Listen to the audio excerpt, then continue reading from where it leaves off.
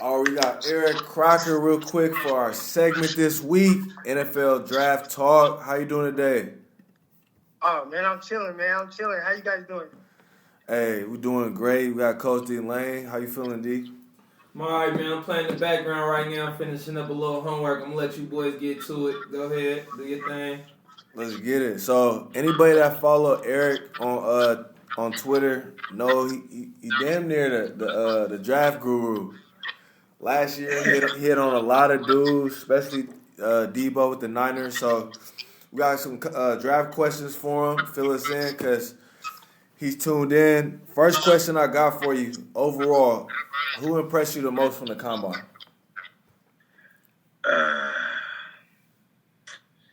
Who impressed me the most?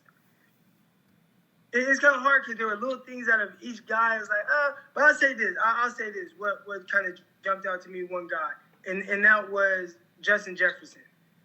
I think as far as on my board, he kind of helped himself the most because he was a guy that he primarily played slot last year. Played some outside the year before, but primarily slot, where you have favorable matchups. And, he was able to run, good routes and everything and get open. But it's like, who are you getting open against? You're getting open against safeties and backers and against soft zone coverage. Do you have the speed on the outside to be able to do that? And he went and he tested well in the 40. And I don't put a whole lot of stock in the 40 before kind of like him, where I was kind of questioning his deep speed. He kind of answered those questions by running the 4.43. So I was really impressed with him. And then Isaiah Simmons, right, the linebacker out of Clemson, is like, dude's a monster, man. It's like dudes like that's like, man, no wonder I ain't making it in the NFL longer. Like, it's like, I ain't no freak athlete like this dude, man. Like, to be 6'4", 240 pounds and run a 4.39, but that's crazy. So I'm pretty sure he helped himself. He on Twitter after his performance, did you see what he tweeted out? No, what he tweet?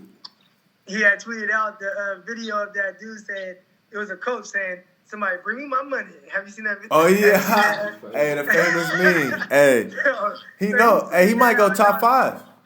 Yeah, he tweeted that out, and I was like, dude, just follow. Yeah, he made him some big money. And everybody knew, like, okay, this is the guy. His versatility is crazy. He can line up anywhere on the field. He can line up deep free safety. He can line up outside linebacker, and he's just as impactful. But to see him kind of put up those numbers, it just kind of really was like, damn, this nigga really is a freak athlete. So, he made him some money for sure. The first thing I thought with Isaiah Simmons, and in high school he was a receiver. And I saw he said a comment where he picked defense because he said he didn't want to get hurt. And I was just thinking about, like, imagine him at receiver. He could have easily played both sides. That would have been a freak. Yeah, he probably would have been a freak at receiver. Especially, it seems like they're always developing receivers at that school, and they're damn near turning into wide receiver U. Oh. And somebody of his stature, he probably wouldn't be 238 if he's that receiver. But even if it's 230 and he's 6'4" and he's running 4.39, I mean, come on, man. Quick question for you. It's Coach D Lane here, Croc. Yes. My Eagles we need a damn big time receiver on the outside. How you like that boy Higgins? I like him as far as possibly going to my Eagles. I like him, but I think really Henry Ruggs. If he's there for your guys' pick, I know he's smaller, but dude's so explosive, and he can score from anywhere on the field. And he's not just like a gadget guy or just a speed guy. I think he plays big when the ball is in the air. He runs good routes. I think he can get a little better at getting off the press. But, in college, they don't see a lot of press. So that's something that he definitely can improve on as time goes on. And once he gets that down, man, he runs over the middle. He does everything that you need him to do. And he outruns angles. So, I mean, you guys are used to seeing Deshaun Jackson and what he did coming into the league with Philadelphia Eagles. I think Ruggs is that type of player. Definitely, and let's get into that. I want to get into your top wide receiver prospects for this year's class of 2020. I think you did a top 10 on Twitter, right? Yeah. Let's do a top 5 for right now, and let's go through that. So who's your top 5 receivers in this year's draft? All right, so at number 5, I'll start at number 5, and I kind of bumped this guy in late because man, I watched so many dudes, and I missed like watching some guys. So Denzel Mims, I know he went and tested well. That's not really it's good to see him test well and run in the 4.3s and everything. Like, that's great. But to me, 6'3", and he plays as tall as he is. The way he can, like, twist his body to make catches and in the air, like, and adjust with DBs on him or not on him. Like, he does some spectacular stuff. It kind of reminds me, not to the extent, but kind of a Brandon Lloyd when he used to be with the 49ers and he was making all those crazy catches. This dude, he's not as flexible and bendy, but he does some things like that where it's like, damn, he always puts himself in position to make catch. Then he has the speed to beat corners vertically on the outside, and because he has that speed, he's able to use that and run curls and create separation. So there was a lot to like about Denzel Mims when I finally did get into watching him, and I'll put him at 5. And he kind of bumped out IU, where I'd have IU at 6 now from Arizona State. So, and then at 4, I had T. Higgins, which, I might like Mims over him. Like, I'm really disappointed with T. Higgins because I feel like, first of all, I'm like the ultimate competitor, man. I grew up on Kobe Bryant, you know what I'm saying? Like, his Mamba mentality. And to get to the combine, to be on that stage, the day before the combine, talk about how you're going to run in the 4.4s, and then all of a sudden, when it's time to, get on the field, you're just not going to test at all. You're not going to run any routes, catch any passes, not run the 40, anything. To me, it's like, man, as a competitor and somebody that's really trying to show your skill set, I thought he had the ultimate opportunity to do that. And to me, I just I felt a little way because everybody else did it. Yeah. And it's like, well, why don't you? And he tried to say, I didn't have enough time to prepare. Well, Justin Jefferson played in the championship. They just beat y'all ass. And he's testing and he's doing everything. So why can't you? So I felt a little way about that. So I kind of bumped him down. But typically, when I originally did my stuff, he's at 4. And the reason why I like him, I think he's definitely faster than people are giving him credit for. I think he runs better routes than people are giving him credit for. He's a very, very, very smooth mover. I talk about Denzel Mims. Mims actually, he tested well in the 3-cone, which typically means that you're very agile. He's not stiff as a cardboard. Where Higgins, he moves very fluidly. His movements are a little long because he's 6'4", 216 pounds, but he moves extremely well.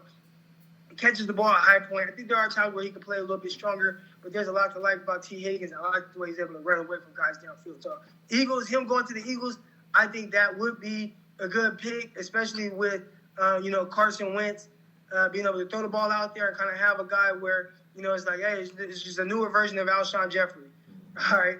And then at 3, I had CeeDee Lamb, which I think he's even growing on me a little bit more after watching him at the combine. That's my guy. He only ran a 4.5 flat, I believe, 4.51, which, all right, that's fine. Like, he can run. I think it's everything else that he does that makes him good. His ability to catch the ball no matter who's on him. He can catch the ball from a bunch of different platforms. Sometimes it's like, how does he do it? He just always comes down with the ball, very strong hands, whether it's over the middle or with the defense back over him. And then there's run after catch. I think that's the part that makes him the most special, where it's not flashy like a Ruggs or like a Judy, but he just weaves his way, and the next thing you know, he's in the end zone. So it's not like just super, like just breaking dudes off, but somehow his run after catch, he just ends up in the end zone. So I got him at 3. At 2, I kind of struggle with which guy should I have at 1 or 2. But I have 2. I have Henry Ruggs, and I talked about, already a lot of why I like him and the things that he's able to do. But tremendous athlete. I'm pretty sure you guys saw the whole little highlight clip of him dunking in high school, and just to see what type of athlete. And us as athletes, I think we appreciate something like that even more because it's like, man, I know I wasn't like that. I could dunk, but he's dunking, right? He's dunking on all these little white dudes and everything. So it was just crazy to see him, what type of athlete he is, and see how that translates over to the football field. And then last, Jerry Jeudy. Well, I didn't want to overthink it too much. He played primarily in the slot, which I usually knock guys for playing in the slot, but he's just so quick. He's able to beat guys vertically over the top. So good in space, so good after the catch, where, he was a guy I had to have number 1. The one knock on him aside from him primarily playing in the slot at Alabama, was he has these like concentration drops. Well, I don't know if they're concentration drops or just I don't know what it is, but he's just prone to kind of randomly drop a pass. And he reminds me a lot of Amari Cooper. And I think, like, coming out of Alabama, they're damn near the same player. And Cooper was taken fourth overall. And I think for the most part, he's kind of lived up to that billing where he's been, a very productive player throughout his career, especially the first 2 years and then last year with Dallas Cowboys. But he reminds me a lot of Amari Cooper, especially with those random ass drops. And out of these top five, is there a receiver in this class you think has elite potential to be a top 3, top 5 receiver in the league? Or do you think these are all just, receivers that could be really good ones? Well, I think with Ruggs, because he is so explosive, that all it is with him is just, hey, can you get nuance at all the little things, right? And if he can do that, then, I mean, you're talking about Tyreek Hill. But if you can't, then you're talking about Tay Ginn or John Ross, who hasn't been able to really put it together. So, no, I can't see him being like John. His hand's too good. Yeah, but it's up to him with how good he wants to be, man. Go work with Doug Williams. Keith Williams, he works with a lot of receivers. He's from Stockton, so I know he is. But he works with Tyreek Hill. He works with Devontae Adams. And they work on all the little nuances. And he's been a big contributor to how good Hill has gotten at the receiver position and really been a receiver and not just a gadget guy. So that's somebody who's like, man, if I'm Ruggs, I'm going to work with him. And, and I think he can be like, just because of his speed, he can be the best guy in this draft and be like really an elite talent. And somebody where, teams are like, how the hell do we stop this dude? No, I agree with you on that one. I'm a big fan of CD. I don't know. When I watch him, I just get like a lot of DeAndre Hopkins vibes, just the way he catches everything, his releases. But the one thing I keep, I'm mindful of, he's smaller. Yeah, he's not that big. He's like slim. Yeah. He looked big in college, but he's a little bit under 6'2", and he's like 190 or something like that, 195, whatever he weighed in at. Where he's not built as like sturdy as a DeAndre Hopkins who's weighing in at like 210. That's a big difference. Because the way that he might have to win with being able to body guys and be able to catch passes with guys all over him, Hopkins has made a living at doing that because he's not that super quick, agile guy, and he's not creating a whole bunch of space. So it's like, CD, you gotta play like Hopkins, but can you play like Hopkins? Yeah. And that's what we're gonna have to find out, because it really could be like, Lamb gets to the NFL and can't create separation, and he's not strong enough to make those contested passes at the next level, and he's just not as good as people thought he would be. That's something that really could happen. For some reason, I feel like that could happen more with T. Higgins. But for him, it's more effort, like the internal part. You know what I mean? Like you brought up. Yeah, no, with T. Higgins too. Those are the guys. You're gonna have to change the way you play a little bit, and you're gonna have to play stronger.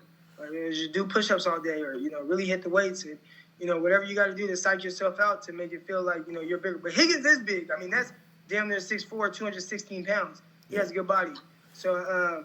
Now just play that big, because he looks kind of like long and wiry a little bit. Just play big. No, definitely. And before we get on to the DBs, did Brandon Ayuk bounce down due to his performance or more to Mims? Because I'm a Brandon fan, just more biased. Went to the same JUCO, so paid attention to him. But what was the reason for his bump down? Yeah, no, just Mims. Like when I actually watched him. And a lot of people were like, man, where's Mims at? Like, when I did my top 10, and like I said, I had watched him, so I probably would have had him over Ayuk if I originally watched him. But I really like him. Again, this is a very talented group. If this was last year's group, Ayuk would be top 5 easily. But this year it's a little tougher. And for him to even be in the mix, or be in that 5-6 range, that's a win too. And I still have him over guys like Justin Jefferson. So. man, I really like his game all the way around. I think he plays big. There's some things that I feel like he can get a little bit better at. I think the main thing where he wasn't able to really show his overall skill set, like, and how good he can consistently be, was because the quarterback situation where, you have a true freshman quarterback who looks promising. He looks like he's going to be good, but he has a lot of growing to do in that offense, and just in his body. He's kind of wiry, not really seeing the field. And there were a lot of times where I saw Ayuk whooping guys and maybe not getting the ball because, the quarterback is kind of really focusing on this and maybe not looking at the entire field. So I thought he could have even had an even better year. Wow, and that's saying a lot. Like you said, it was a receiver class. I think the most impressive thing to me in the combine from him was just how long his arms were. That was wow. Yeah, well, he's African, right? He's got to be African, Nigerian. Those dudes just built different, man. Like, they got long ass arms. They got like 3% body fat all the time. Like, I'm like, man, they're just built different. Because to me, him being 5'11", I think he came in exactly at 5'11". Had, like, to me, he's as good as a 6'3" guy in my mind with those arms. So. Yeah. But let's go on to the DBs.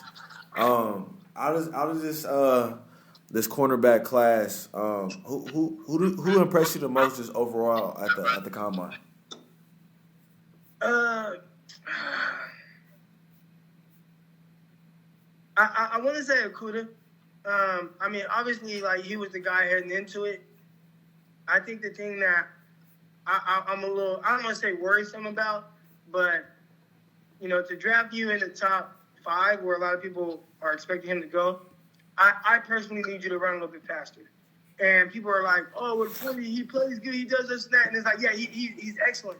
But my thing is, if I'm going to draft you in the top 5 where a lot of people are projecting him to go, I want to make sure that you got to be able to do everything that I want you to do, whether it's guard, DeAndre Hopkins or Tariq Hill.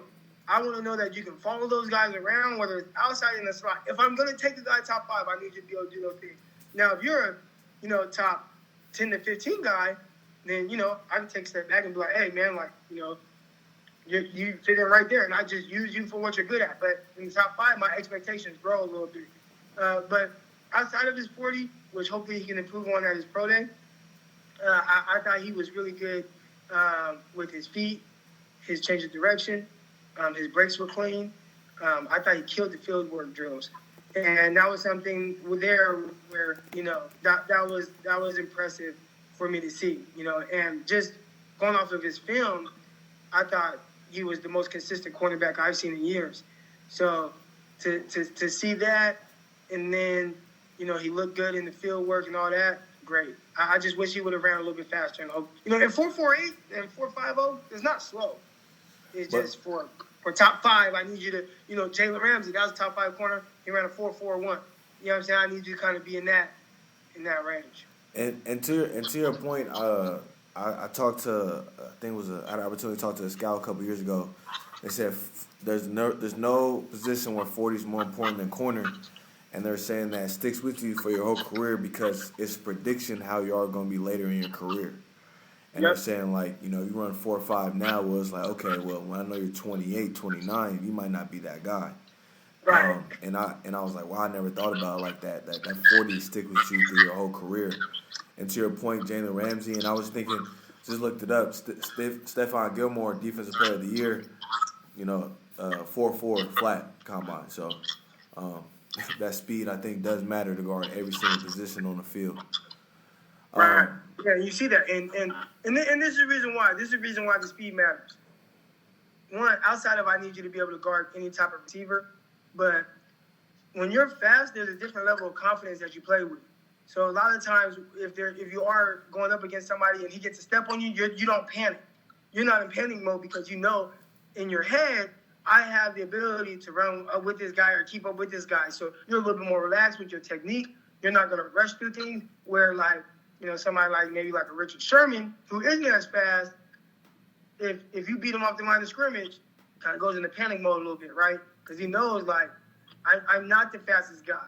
So Richard Sherman, he's somebody that kind of like has to win at the line of scrimmage, and that's why he's done so well in a defense where he gets to press Bill a lot, because now I don't get put in positions too often where I'm just having to get into a foot race with guys. But I think that's why speed matters so much. Is just knowing I have the ability to run with guys, so I never really get into that panic mode. I mean, now you said I'm looking up all these DBs, like top ones of last era. Del Rios went 4.38. So, I mean, you're not lying. Yeah. All the top ones, we've seen, the Pat Pease, Champ Bailey, 4.28. I mean, you can play relaxed, to your point. Yeah, for real.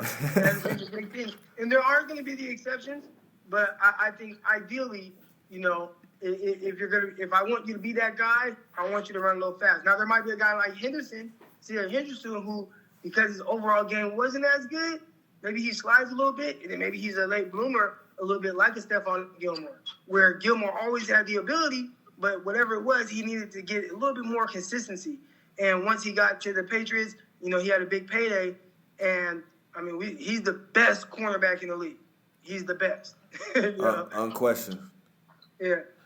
So let's get into it. So you felt, is this you feel like a weak DB class overall, or are we just talking the receivers up too much? What's your thoughts on this DB class? I think the last couple of years, man, it's been a little down.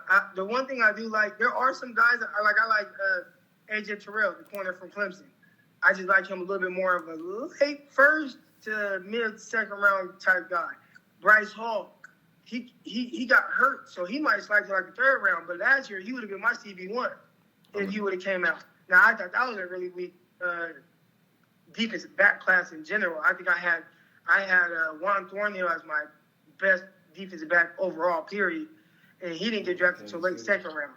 So, and then guys that got drafted first round was like DeAndre Baker. Like, he had no, like, But anyways, this year, I think there are, with Okudah, with Henderson, with TJ Terrell, and there are other guys, people like Damon Arnett, which he might slide a little bit because he ran a 4.57. The Dantzler kid, people are really high on him, talking about late first round, but then he went and ran a 4.64, so he's going to slide. I think you do have the safeties with McKinney and Delpit, and then Winfield. So there are guys, I think it's just not as top-heavy as you probably would like, but there's definitely talent, and I think it's a better class than last year overall, where I think you'll see a lot of guys go in the first two rounds, where last year it was really iffy. Where even Byron Murphy, who I really like, he ain't had that deep speed like that, so you saw him go second round. When really, if he had ran like 4.45, he'd have been a first-round pick, mid-first round pick. But yeah, you don't. It's not really top heavy this class. I feel like there's a lot of young bucks coming up soon because I feel like this past I watched a lot of college football, and every weekend someone just like that's a freshman that's starting at DB. Yeah. So I think that wave's coming soon because I see so many kids playing DB now. It's no way it's just a drought like this. Yeah, they got some trash trainers or something. I don't know. They didn't get with you. I know, man. There's too much cracks on you. I got a question for you, kind of just on the overall setup of the combine. What's your thoughts on it being moved more to primetime TV? I saw a lot of agents and players didn't like, the time between drills. There's more injuries than usual. What was your overall thoughts on that? I mean, everything with the NFL is a money grab. And I'm not saying that as a negative. I mean, at the end of the day, combine is combine. Like, y'all going to go, y'all going to do it anyways. But I think just to move to primetime was just, it's about money. And the NFL is the biggest sport in America, for sure, by far. And every event that the NFL does is a big event.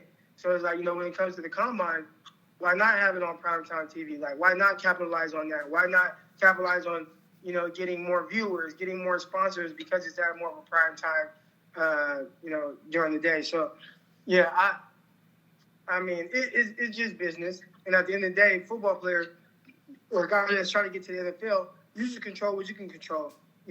Train well and go there and just do your best. And don't worry about, oh, man, it's usually at 8 a.m., but now it's at 4 p.m. Like, man, go play football. You're good.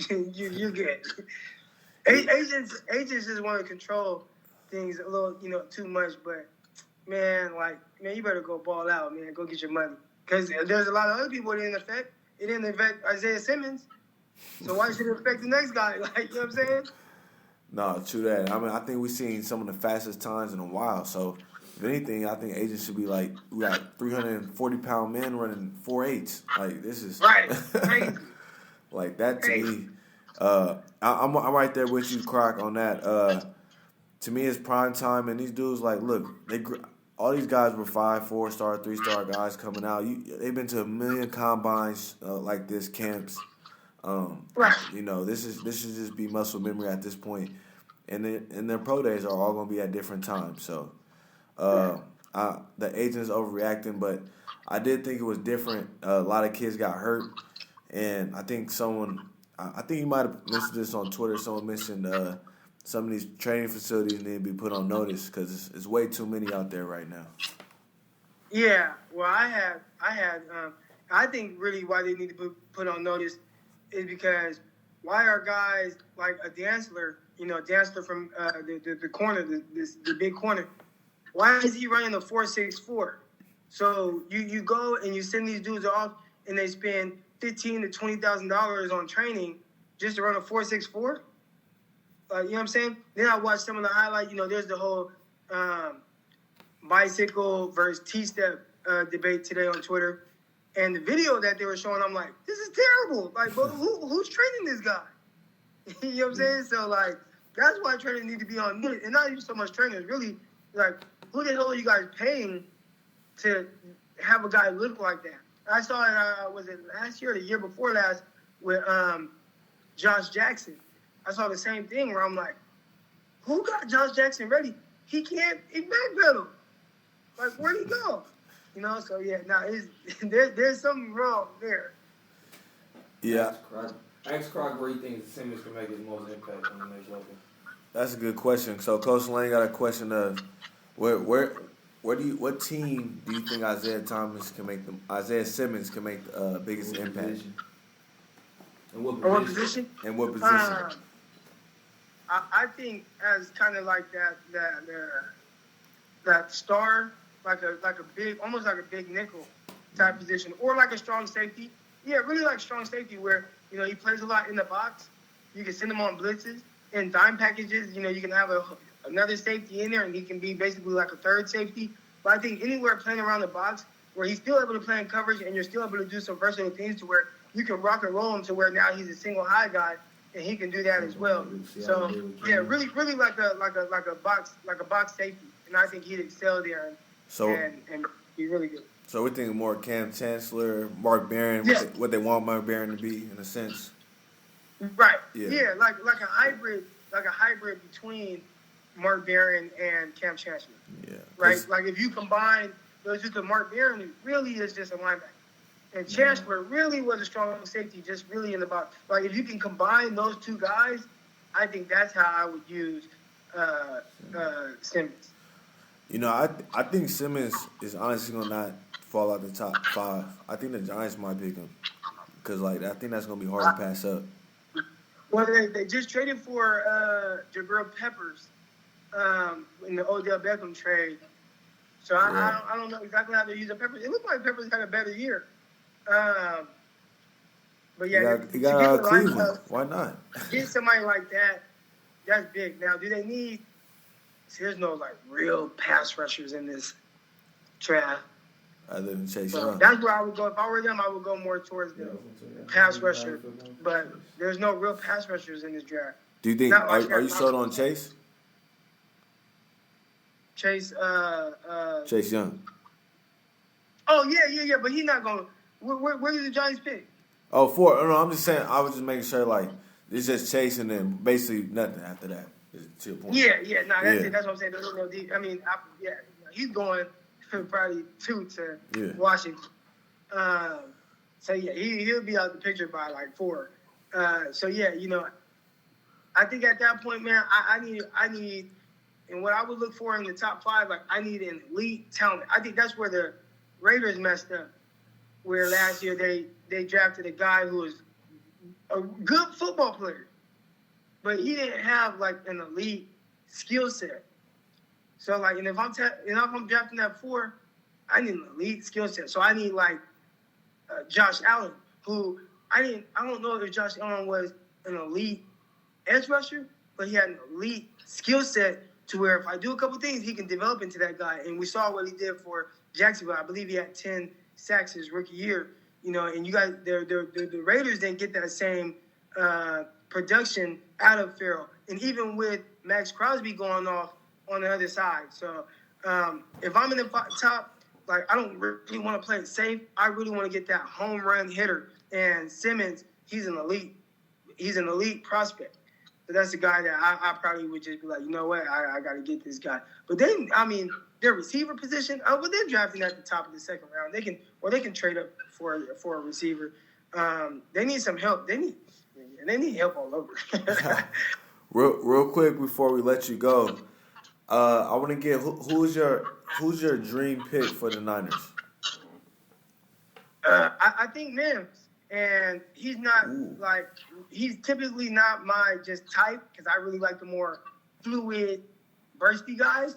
But I think with what he brings to the table, with what the 49ers already have, with Deebo Samuel, with Emmanuel Sanders, and you hope Dante Pettis comes along or whatever, but just his ability to really stretch the field vertically and catch those 50-50 balls, 49ers don't have anybody like that.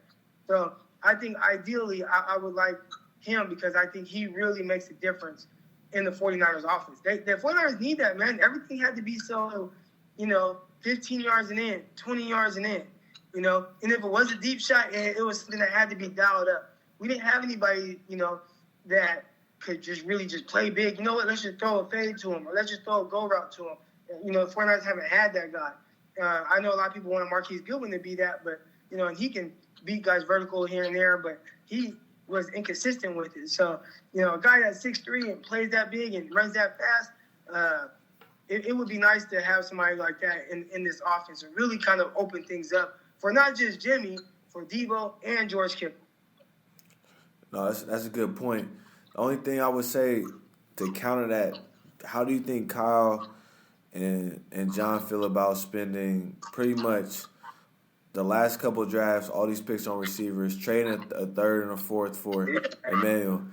I mean, that's going to be hard. To like, hey, you know what? We're gonna go again. That's like, somebody's gonna, is it gonna be Kyle or John? Be like, hey, like.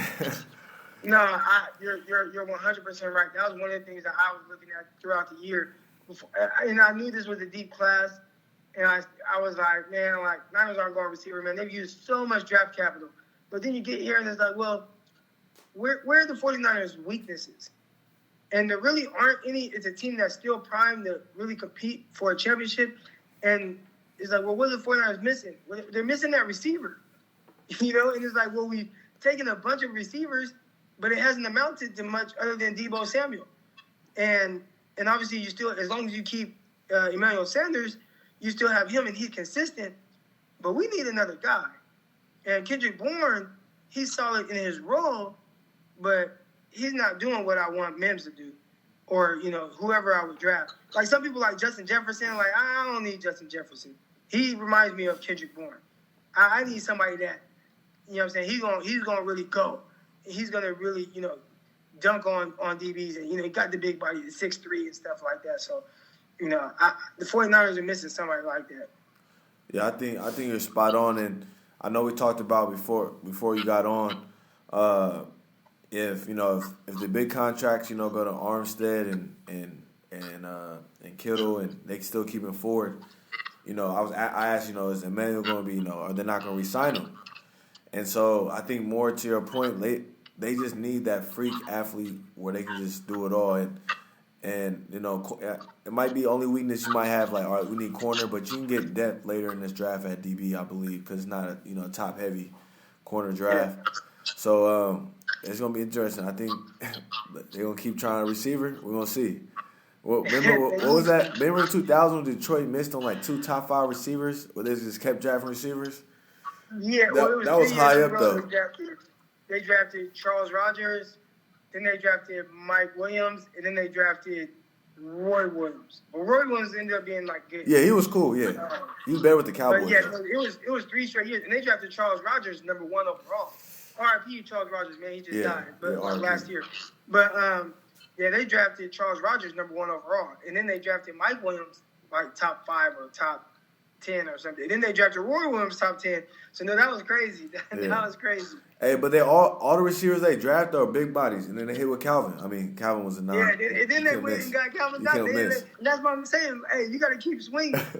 You can't let the past regime or past drafts deter you from where you feel like you can improve. And the second thing is, Calvin Johnson, it didn't result in wins because the team was so bad, and it sucks because he was so good. Man, one of the best. We won't get to know him and Barry. That's crazy. Not as big stars as they should be. But I appreciate you coming on, sharing your football knowledge. Make sure, shout out your Twitter real quick. Everyone follow this account. At Eric_Crocker.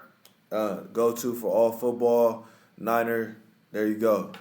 But appreciate it. Take care.